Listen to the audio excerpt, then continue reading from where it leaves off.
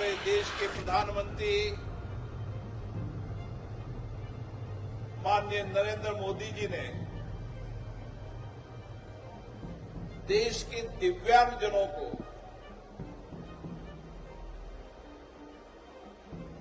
उनका आत्मबल जागृत हो।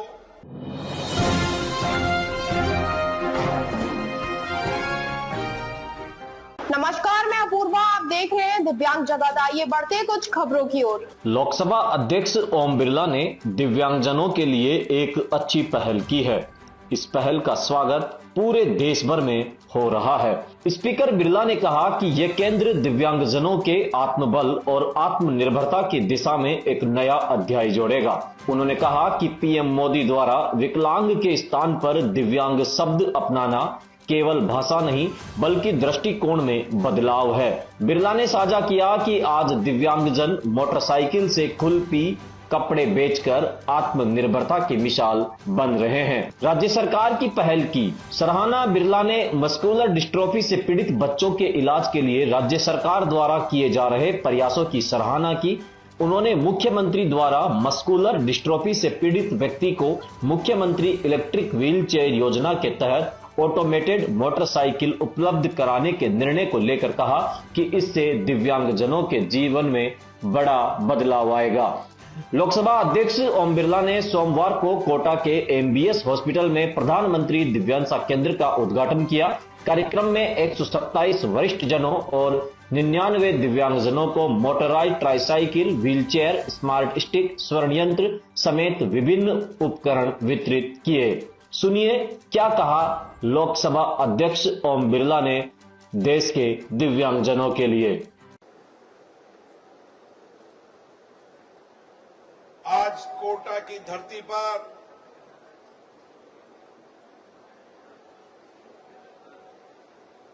हमारे देश के प्रधानमंत्री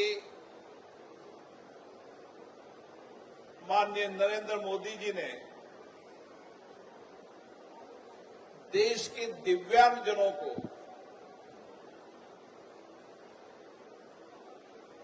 उनका आत्मबल जागृत हो, उनमें आत्मनिर्भरता आए और उनमें आत्मविश्वास जागे। आज संपूर्ण देश के अंदर दिव्यांगजनों के जीवन में नई रोशनी है, नया संकल्प है, नया विचार है और आत्मबल भी है और आत्मविश्वास भी है। ये मैंने खुद ने अपनी आंखों से देखा है, शहर में देखा है, दूर दराज के गांव में देखा है। जब हमारा दिव्यांगजन भाई जिसमें आत्मबल भी है, आत्मविश्वास भी है और जो आत्मनिर्भरता के आधार पर अपने पैरों पे खड़ा होना चाहता है, उसने समाज के अंदर लोगों की देखने की नजरिए को परिवर्तन किया है। जब आप शहर में जाओगे, गांव में जाओगे तो मोटरसाइकिल साइकिल चलाने वाला वह दिव्यांगजन, मैं पिछली बार जब टूर पे था तो मैंने देखा एक दिव्यांगजन मोटरसाइकिल पर कुल्फी बेच रहा था, एक दिव्यांगजन मोटरसाइकिल पर मूंगफली बेच रहा था और एक दिव्यांगजन महिला साड़ी और बच्चों के कपड़े बेच रही थी। मुझे देखकर लगा कि हर दिव्यांगजन के जीवन में आत्मबल है, आत्मविश्वास है और आत्मनिर्भरता से खड़े होने का साहस है। और आज कोटा की धरती पर ये प्रधानमंत्री दिव्यांग केंद्र दिव्यांगों के जीवन में नया परिवर्तन करने का साधन होगा। अभी मैंने देखा है छोटे छोटे बच्चे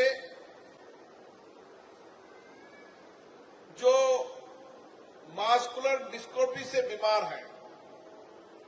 सरकार प्रयास कर रही है इनके इलाज के लिए। संसद में भी कई मान्य सांसदों ने इस विषय को उठाया है। सरकार भी गंभीरता से प्रयास कर रही है।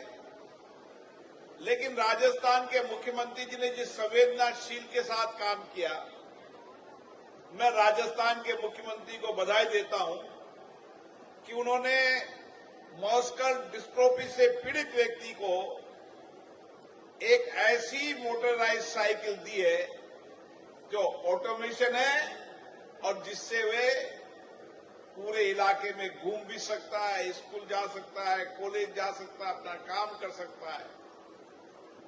उसकी जीवन में आत्मबल, आत्मविश्वास आएगा। ये दिव्यांग केंद्र मैंने अभी देखा, कई बुजुर्ग अंदर बैठे थे, मुझे मिले। उनको आंखों में नई रोशनी थी। अब हर दिव्यांगजन को, हर वयोवृद्ध व्यक्ति को वहां पर आएगा और अपने सहायक उपकरणों को लेकर जाएगा। आप भी यहां पर देखना, कोई आएगा जिसको जरूरत है कि दांत की बत्ती सी गिर गई तो दांत की बत्ती सी बनेगी, आंख में कम दिखता है तो आंख का चश्मा बनेगा, पैर में विकलांग है, पैर लगाना है तो पैर लगेगा, हाथ से विकलांग है तो हाथ लगेगा, कमर पर चोट है, कमर झुकी हुई है तो उसके लिए कमर का पट्टा मिलेगा,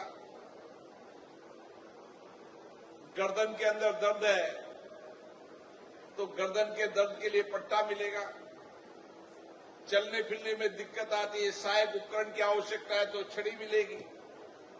रात के अंधेरे के अंदर दिव्यांगजन या वयोवृद्ध को कहीं नजर नहीं आता कि मेरे सामने कौन है, तो ऐसी छड़ी मिलेगी जो सामने पता चल जाएगा मेरे सामने कोई आ रहा है। और उसके साथ साथ दिव्यांगजन या वयोवृद्ध व्यक्ति घूमने जा रहा है और घूमते घूमते आपको लगेगा कि वो थक गया है तो वो उसकी कुर्सी बन जाएगी। आप कुछ इक्विपमेंट को यहां पर लाके लोगों को बताओ कि कैसे कैसे लोगों के जीवन में परिवर्तन आएगा। आप सब अंदर प्रदर्शनी को देखने जाना, साइकिल हो, मोटरसाइकिल हो, कपोट हो।